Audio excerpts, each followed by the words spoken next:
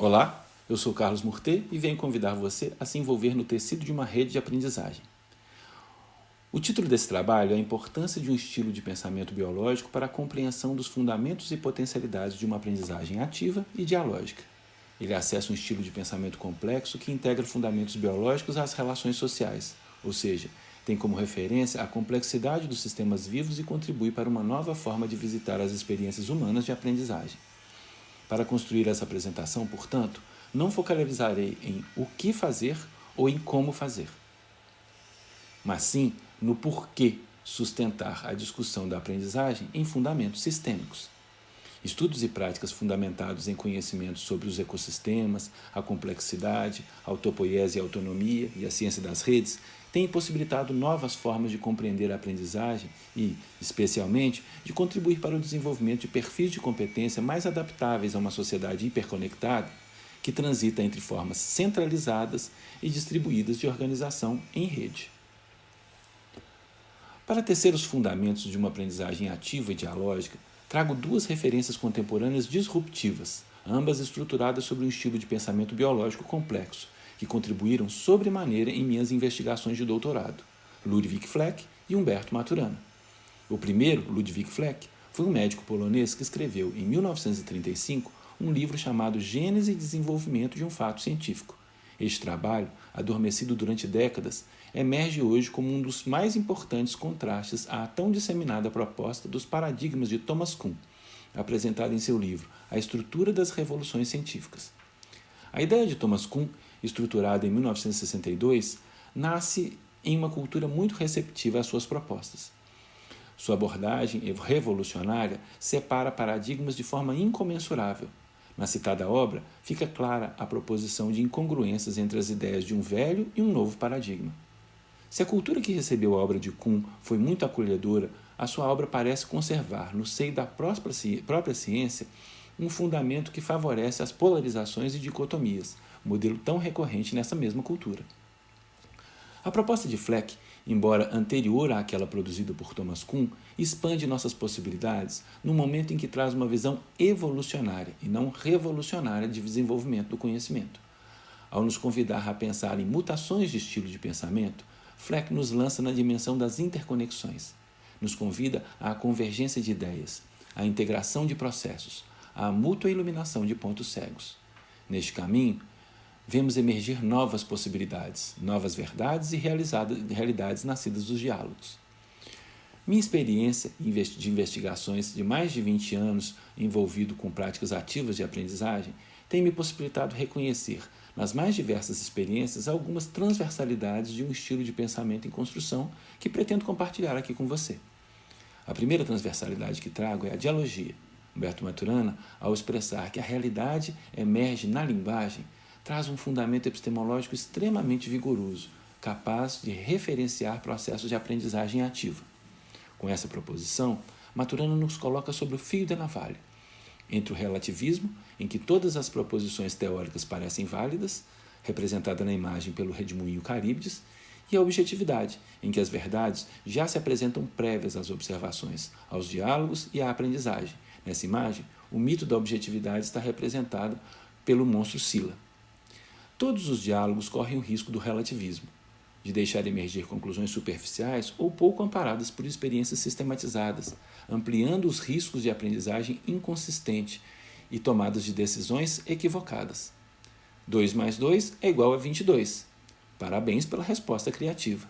O outro lado do fio da navalha é feito de objetos reificados, verdades prontas, as universalidades, não menos perigosas do que o lado anterior. No desejo de se livrarem do caos do relativismo, costumeiramente, alguns modelos de ensino recorrem à transmissão de verdades prontas, universais, com elevados graus de concordância e certeza. É sobre o conforto e a aparente segurança que a transmissão de tais verdades oferece que são estruturados os currículos, as ementas e as práticas docentes. Veja que o problema não está propriamente nas universalidades, mas na sua tentativa de transmissão esterilizada, desconectada e descontextualizada. Um sistema instrutivo com este caráter parece não investir efetivamente no desenvolvimento da plasticidade, resiliência e do potencial dialógico para a solução compartilhada de problemas e tomadas de decisão sustentáveis. A construção de currículos por objetivo, como o próprio nome diz, foca nos objetos de aprendizagem e não na complexa relação entre os sujeitos e os objetos com os quais ele interage.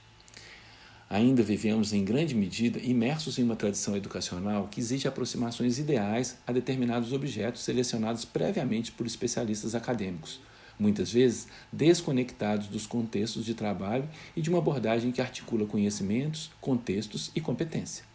Os conteúdos, apresentados de forma desconexa e fragmentada, muitas vezes parecem ter um fim neles mesmos. São milhares de exemplos que podem nos ajudar a distinguir elementos de uma aprendizagem focada em conteúdos em relação a uma aprendizagem por contextos. O resultado de um exame de glicemia em jejum com valor acima de 125 mg sustenta o diagnóstico de diabetes. Um elevado grau de concordância referenciado em um protocolo está entre as universalidades que fazem parte das aprendizagens de diferentes profissionais de saúde. No entanto, os contextos em que eles vão vivenciar relacionados às interfaces dessa doença são muito mais amplos. Como ajudar um paciente diabético alcoolista? Como ajudar nas mudanças de hábitos? Como criar abordagens interprofissionais voltadas para a redução dos diagnósticos? Quais as melhores formas de educação em saúde voltadas para esse problema? Lidar com diferentes contextos não significa se preparar para cada um deles, mas sim desenvolver um conjunto de desempenhos articulados a uma diversidade de situações. É educar para a construção de atuações e decisões em situações com baixos graus de certeza e concordância. Navegar sobre o fio da navalha das metodologias ativas de aprendizagem depende da construção de uma cultura da aprendizagem tecida sob a diversidade de experiências vividas pelas pessoas em diferentes contextos.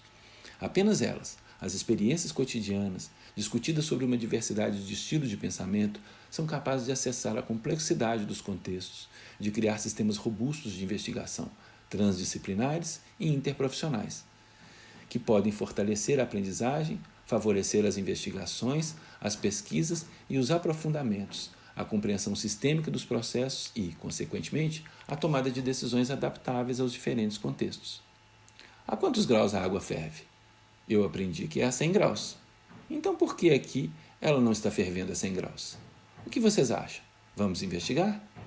Todo este movimento não pode ser pensado como um processo meramente racional. A integração dialógica precisa de uma compreensão diferenciada dos fundamentos emocionais que constituem uma cultura de aprendizagem.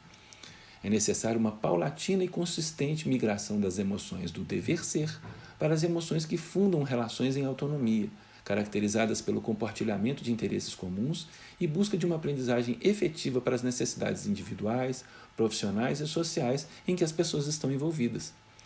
Pensar na linguagem como coordenações consensuais de conduta amplia as possibilidades de múltiplas aprendizagens e legitima todos os envolvidos na rede.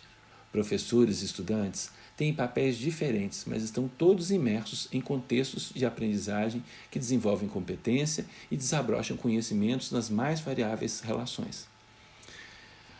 Coordenar consensualmente as nossas condutas na linguagem depende de um resgate profundo ao nosso processo de desenvolvimento como espécie, de mais de 3 milhões de anos.